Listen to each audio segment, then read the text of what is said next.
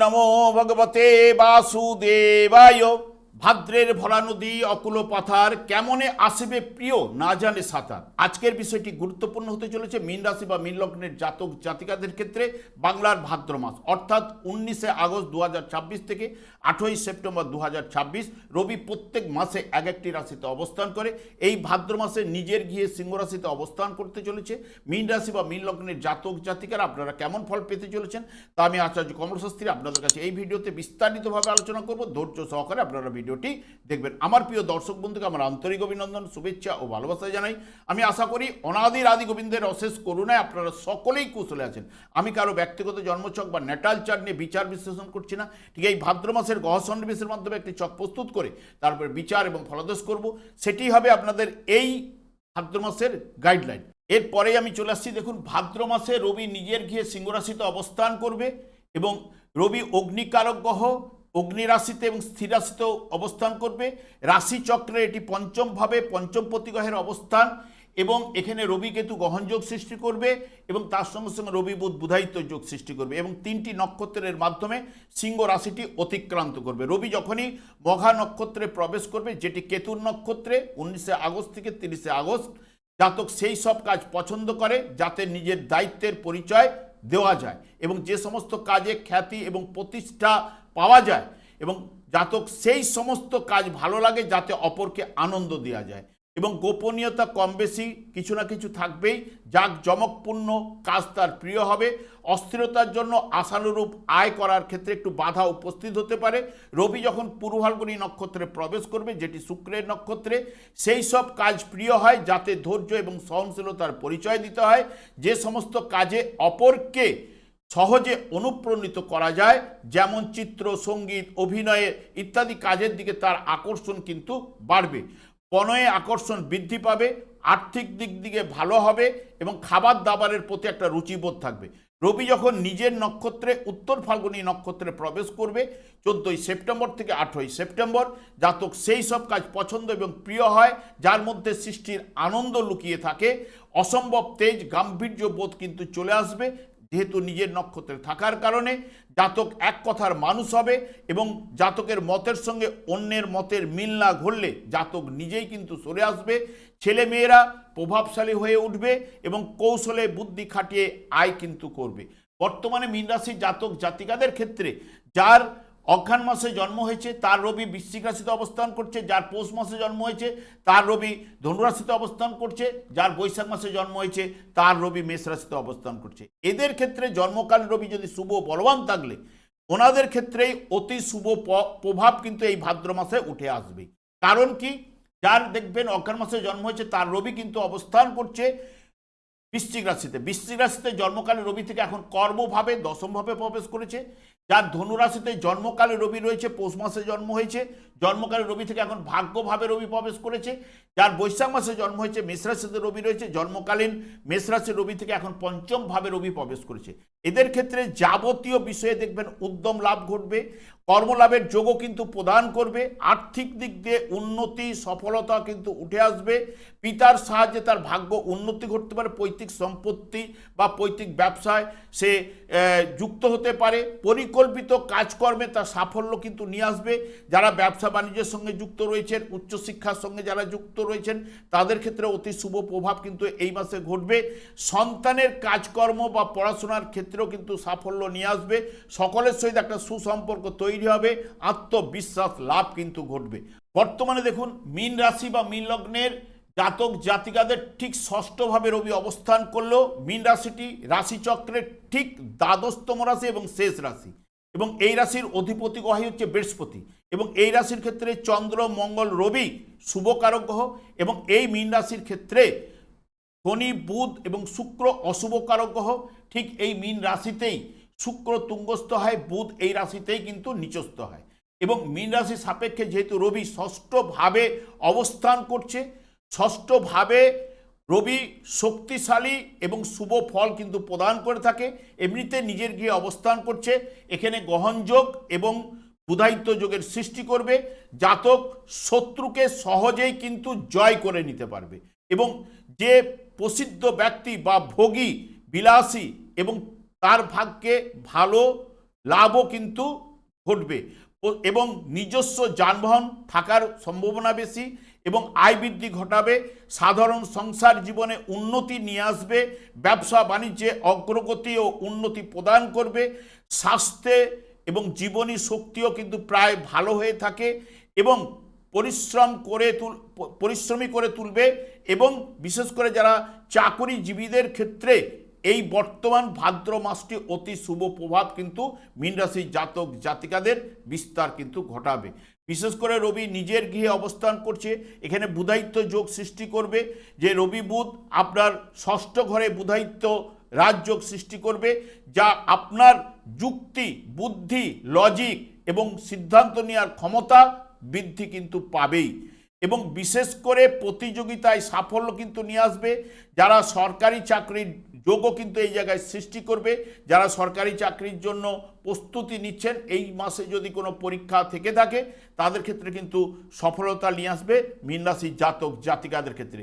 রবি কিন্তু এখানে গ্রহণযোগও সৃষ্টি করবে, যেটি বুদ্ধির তীক্ষ্ণতা, যেহেতু বিদ্যা বুদ্ধির কারক গ্রহ যেহেতু বুধ, তাহলে বুদ্ধির তীক্ষ্ণতা কিছুটা হ্রাস ঘটাতে পারে, কারণ এখানে বুধও যুক্ত হবে, রবি যেহেতু কেতুর সঙ্গে যুক্ত হয়ে গ্রহণযোগ সৃষ্টি করবে, বুধও যুক্ত হবে এবং অসতর্ক বাক্যের জন্য আপনি কিন্তু শত্রুও সৃষ্টি করতে পারে এবং বহুমুখী প্রতিভার ক্ষেত্রে প্রকাশে বাধা বিঘ্ন উপস্থিত হতে পারে, একটু ব্যয়ভাব কিন্তু প্রবলও কিন্তু প্রদান করতে পারে এই গ্রহণযোগের ক্ষেত্রে। তবে আপনাদের ক্ষেত্রে রাশিপতি যেহেতু বৃহস্পতি পঞ্চম ভাবে অবস্থান করছে এবং মঙ্গল চতুর্থ ভাবে অবস্থান করছে, রবি নিজের গিয়ে ষষ্ঠ ভাবে অবস্থান করছে, এরা কিন্তু অতি শুভ প্রভাব কিন্তু বিস্তার ঘটাবে। বিশেষ করে আয়ের উৎস আপনাদের তৈরি করবে, তার সঙ্গে সঙ্গে আর্থিক স্থিতিও আপনাদের মজবুত করে তুলবে। মঙ্গল আপনাদের ক্ষেত্রে অর্থপতি গ্রহ এবং ভাগ্যপতি গ্রহ চতুর্থ ভাবে অর্থাৎ কেন্দ্রভাবে অবস্থান করবে, সপ্তম ভাবের উপর পূর্ণ দৃষ্টি দেবে, কর্মভাবের উপর পূর্ণ দৃষ্টি দেবে এবং লাভ ভাবের উপরে মঙ্গল কিন্তু পূর্ণ দৃষ্টি দেবে। এই মঙ্গল দেখবেন এই বিশেষ করে এখানে অবস্থান করার জন্য যাদের জমি ও সম্পত্তি কেনে বেচার জন্য এটি একটি ভালো সময় কিন্তু উঠে আসতে পারে ওনাদের ক্ষেত্রে। কর্মক্ষেত্রে আপনার দায়িত্ব ও কাজের চাপ বৃদ্ধি ঘটবে এবং রাগ জেদকে আপনাকে কন্ট্রোলে কিন্তু রাখতে হবে। কন্ট্রোলে যদি রাখতে পারেন দেখবেন কাজকর্মে আপনার অগ্রগতি এবং উন্নতি, ব্যবসায় আনন্দ মুখর সময়, যেহেতু সব কাজকর্মে আপনাকে সাফল্য কিন্তু এই জায়গায় মঙ্গল কিন্তু এনে দেবে, যেহেতু নিজেই ভাগ্যপতি গ্রহ কর্মভাব লাভ ভাবের উপর দৃষ্টি দেবে, সপ্তম ভাবের উপরে দৃষ্টি দেবে, চতুর্থ ভাবে থাকার কারণে দাম্পত্য জীবনে কিছুটা মতান্তর ভুল বুঝাবুঝি উঠে আসতে পারে, তবে কিন্তু বড় কোনো সমস্যা মঙ্গল কিন্তু প্রদান করবে না। এবং মঙ্গল যার জন্মকালীন মঙ্গল যদি দেখেন যে এই মিথুন রাশিতে অবস্থান করছিল এই মীন রাশি জাতক জাতিকাদের, বা কন্যা রাশিতে অবস্থান করছিল, বা ধনু রাশিতে বা মকর রাশিতে যারা অবস্থান করছিল, তার ক্ষেত্রে জন্মকালীন যদি মঙ্গল শুভ বলবান থাকলে অতি শুভ প্রভাব কিন্তু এই মাসটি তাদের ক্ষেত্রে কিন্তু উঠে আসবেই। এবং শুক্র যেহেতু আপনাদের সপ্তম ভাবে অবস্থান করলেও, সপ্তম এবং অষ্টম ভাবে অবস্থান করবে, আপনাদের ক্ষেত্রে তৃতীয় এবং অষ্টম ভাবের অধিপতি গ্রহ গোচরে অষ্টম ভাবে কিন্তু শুভ প্রভাব বিস্তার ঘটায়। তবে মাসের প্রথমের দিকে একটু অস্থিরতা, নিরানন্দ ভাব, আর্থিক ব্যয় কিন্তু কিছুটা ঘটাতে পারে এই শুক্র, কিন্তু 2 সেপ্টেম্বরের পর থেকে আস্তে আস্তে অবস্থার উন্নতি ঘটবে, আপনাকে আশাতীত লাভ কিন্তু নিয়ে আসবে, যাবতীয় কাজকর্মে আপনার আকর্ষণ বৃদ্ধি ঘটাবে, কোনো সম্পদ লাভের সম্ভাবনা প্রদান করতে পারে, প্রেম প্রীতি স্নেহ ভালোবাসার জায়গাটাও কিন্তু পরিধি বাড়াতে পারে, দুজনের মধ্যে যে আন্ডারস্ট্যান্ডিং ভুল বুঝাবুঝি জায়গাটাকে মিটিয়ে দেবে এবং দাম্পত্য জীবনে অনাবিল আনন্দ এবং সর্বদা সুখভাব কিন্তু প্রদান করবে এই শুক্র 2 সেপ্টেম্বরের পর থেকে। তবে বৃহস্পতি আপনাদের ক্ষেত্রে রাশিপতি গ্রহ যেহেতু পঞ্চম ভাবে আনন্দের জায়গায় তুঙ্গস্থ অবস্থায় অবস্থান করবে, বিশেষ করে পঞ্চম ভাবে অবস্থান করলেও আপনাদের ক্ষেত্রে রাশিপতি এবং কর্মভাবের অধিপতি গ্রহ নবম ভাবের উপর দৃষ্টি প্রদান করবে, একাদশ ভাবের উপর দৃষ্টি প্রদান করবে, রাশিভাবে আপনাদের শনি সারসাথী চললেও শনির অশুভ প্রভাবকেও কিছু না কিছু হ্রাস বৃদ্ধি ঘটাবেই এবং বিশেষ করে যা অত্যন্ত ভাগ্যশালী এবং শুভ সময় কিন্তু প্রদান করতে পারে। এবং বৃহস্পতি আপনাদের ক্ষেত্রে আয়ের উৎস কিন্তু তৈরি করবে, আর্থিক পরিস্থিতি মজবুত করবে এবং কর্মে পদোন্নতি, বেতন বৃদ্ধির চমৎকার যোগও কিন্তু এই জায়গায় সৃষ্টি করবে। এবং বিশেষ করে ব্যবসায়ীরা নতুন কোনো বড় বিনিয়োগে বা চুক্তি থেকে দারুণ লাভ কিন্তু করতে পারেন। সমাজে এবং কর্মক্ষেত্রে আপনার মান সম্মান এবং সুনাম বৃদ্ধি ঘটবে। যারা উচ্চশিক্ষার ক্ষেত্রে রয়েছেন, উচ্চশিক্ষায় সফলতা নিয়ে আসবে, বুদ্ধিমত্তার বিকাশ ঘটাবে এবং বিশেষ করে আধ্যাত্মিক চেতনার ক্ষেত্রেও বিকাশ কিন্তু আপনাদের ঘটাবে। কারণ বৃহস্পতি পঞ্চম ভাবে অবস্থান করার কারণে, উচ্চস্থ থাকার কারণে বিরাট সাফল্যের সংকেত কিন্তু প্রদান করে থাকে। এবং জন্মকালীন আপনার বৃহস্পতি যদি শুভ বলবান থাকে এবং যার এই মীন রাশির জাতক জাতিকাদের ক্ষেত্রে জন্মকালীন বৃহস্পতি যদি দেখেন কর্কট রাশিতে অবস্থান করছিল, বা আপনাদের ঠিক বৃশ্চিক রাশিতে অবস্থান করছিল, মকর রাশিতে নিচস্থ অবস্থায় অবস্থান করছিল, বা জন্মকালীন যার বৃহস্পতি মীন রাশিতে অবস্থান করছিল, তার ক্ষেত্রে জন্মকালীন বৃহস্পতি যদি শুভ বলবান থাকে, এই ভাদ্র মাসটি অত্যন্ত শুভ প্রভাব কিন্তু তার ক্ষেত্রে উঠে আসবেই। শনিদেব আপনাদের যেহেতু একাদশপতি গ্রহ, দ্বাদশ ভাবের অধিপতি গ্রহ এবং আপনাদের রাশিভাবে অবস্থান করছে বক্রতার মাধ্যমে, এবং শনির সাড়ে মধ্যম পর্যায়ে চলছে আপনাদের ক্ষেত্রে, যা শনিদেব মিশ্র প্রভাব কিন্তু বিস্তার ঘটাবে। মনের উপর একটা চাপ বা অজানা কোনো দুশ্চিন্তা আপনার মনের মধ্যে কাজ করতে পারে এবং অলসতাও কিন্তু বৃদ্ধি ঘটায়, কারণ এগুলি শনিদেবের কাজ।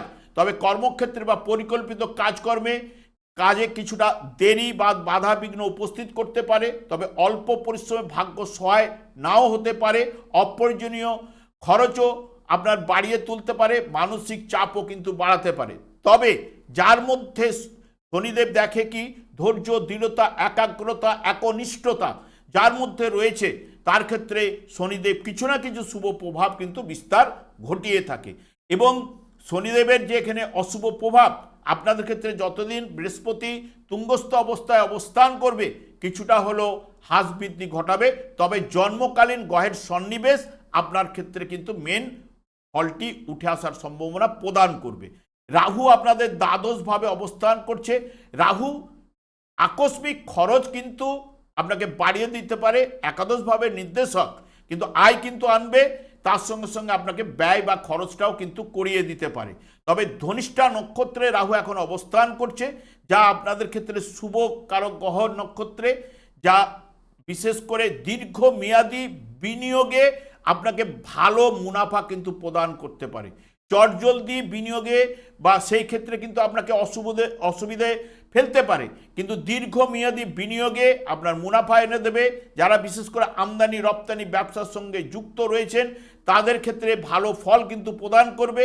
তবে এই মাসে হুট করে চাকরি ছাড়বেন না এবং দূরবর্তী কোনো স্থানে বদলি বা কর্মক্ষেত্রে পরিবর্তনের প্রবল যোগও কিন্তু আপনাদের রয়েছে। এবং যারা বিশেষ করে ডিজিটালে যারা রয়েছেন, ডিজিটাল মিডিয়া লাইনে যারা রয়েছেন বা ইন্টারনেটের মাধ্যমে যারা কাজকর্ম করেন, তাদের ক্ষেত্রে নতুন সুযোগ উঠে আসার সম্ভাবনা কিন্তু এই রাহু প্রদান করতে পারে। এবং এই রাহু যারা বিশেষ করে বিদেশে কাজকর্মের সঙ্গে যুক্ত তাদের ক্ষেত্রে, বা বিদেশে যারা রয়েছেন কাজকর্মের সঙ্গে, তাদের ক্ষেত্রে কিন্তু অতি শুভ প্রভাব রাহু কিন্তু বিস্তার ঘটাবে, তবে জন্মকালীন রাহু যদি শুভ বলবান থাকে। তবে একটা কথা আমি বারবার বলি, দেখুন শনিদেব হচ্ছে আপনাদের ক্ষেত্রে শনি সাড়ে প্রকোপ বৃদ্ধি করছেই, কিন্তু জন্মকালীন যদি এই মীন রাশি জাতক জাতিকাদের ক্ষেত্রে এই শনিদেব যদি যার মীন রাশিতে অবস্থান করছিল, জন্মকালীন ছিল, এখনও রয়েছে, বা জন্মকালীন যার বিশ্বরাশিতে ছিল এখন দৃষ্টি প্রদান করছে, বা জন্মকালীন যার কন্যা রাশিতে ছিল, বা জন্মকালীন যার শনিদেব ধনু রাশিতে ছিল, তার ক্ষেত্রে নানান সমস্যা বাধা বিঘ্ন উপস্থিত হবেই। কারণ জন্মকালীন শনির উপর শনির দৃষ্টি বা শনির প্রবেশ নানান দিক দিয়ে সমস্যা বাধা বিঘ্ন উপস্থিত করে। সেই কারণে আমি শনিদেবকেই সন্তুষ্ট করার কথা বারবার বলি, কারণ শনিদেব হচ্ছে ন্যায়ের দেবতা এবং কলিযুগটি শনি এবং রাহুর দ্বারাই পরিচালিত। এবং কলিযুগ হচ্ছে 4টি যুগ রয়েছে, 4টি যুগে 4টি যুগধর্ম রয়েছে। কলিযুগের যুগধর্ম হচ্ছে হরে কৃষ্ণ মহামন্ত্র, এই হরে কৃষ্ণ মহামন্ত্র আপনি যদি জপ করেন তাহলে দেখবেন শনিদেব সন্তুষ্ট হবেন। কারণ হচ্ছে শনিদেব দিনরাত্রি হরে কৃষ্ণ মহামন্ত্র জপ করার কারণে ওনার স্ত্রীর দ্বারা উনি অভিশাপ প্রাপ্ত। সেই কারণে আপনার জীবনটাকে যদি বদলাতে চান, বাধা বিঘ্ন যদি আপনি কাটাতে চান, অতি অবশ্যই হরে কৃষ্ণ মহামন্ত্র জপ করুন। শুধু শনিদেব একাই সন্তুষ্ট হবেন না, এর সঙ্গে সঙ্গে অন্যান্য গ্রহগুলো সন্তুষ্ট হয়ে আপনার অশুভ প্রভাব কিছু না কিছু হলেও হ্রাস বৃদ্ধি ঘটাবে, ভাগ্যের দিকে আপনাকে শুভ প্রভাব কিন্তু নিয়ে আসবেই। আমি আর দীর্ঘায়িত না করে আমি আচার্য কমল শাস্ত্রী প্রত্যেক বুধবার এবং প্রত্যেক শুক্রবার সন্ধ্যা 8:30 এই ইউটিউব চ্যানেলে লাইভ অনুষ্ঠান করে থাকি। ঠিক ওই সময় আমাকে ফোন করলে আপনারা নিজেদের ভাগ্য বিষয়ে জানতে পারবেন। তাছাড়া বিভিন্ন ধরনের ভিডিও আপলোড করে থাকি, সেগুলি পাওয়ার জন্য আমার চ্যানেলকে সাবস্ক্রাইব করে বেল আইকনে ক্লিক করে রাখুন। যখন আমি লাইভ অনুষ্ঠান বা যে কোনো ভিডিও আপলোড করলে আপনাদের নোটিফিকেশন পৌঁছে যাবে। আমি অনাদি গোবিন্দের কাছে প্রার্থনা করি আপনারা ভালো থাকুন, সুস্থ থাকুন, আনন্দে থাকুন। আজ এই পর্যন্ত, পরে ভিডিও দেখা হচ্ছে। নমস্কার।